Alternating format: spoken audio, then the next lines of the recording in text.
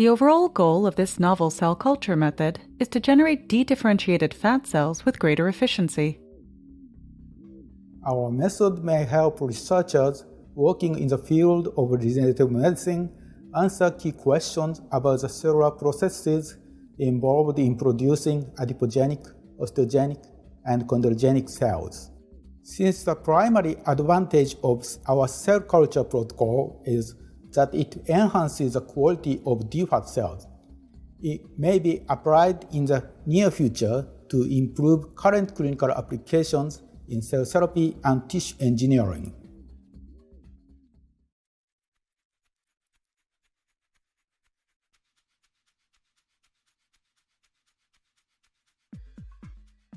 After bringing the patient's subcutaneous fat sample to the lab from the operating room, weigh the tissue, and place a 1 to 2 gram sample of adipose tissue into a 50 milliliter tube.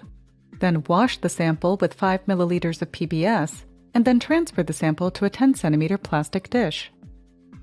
Remove the PBS, then add 10 milliliters of sterile 0.1% weight per volume collagenase to the dish containing the sample.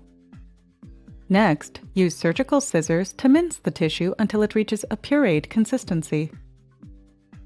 Transfer the minced tissue and collagenase solution to a 50 milliliter centrifuge tube and digest at 37 degrees Celsius for 30 minutes with shaking at 60 RPM.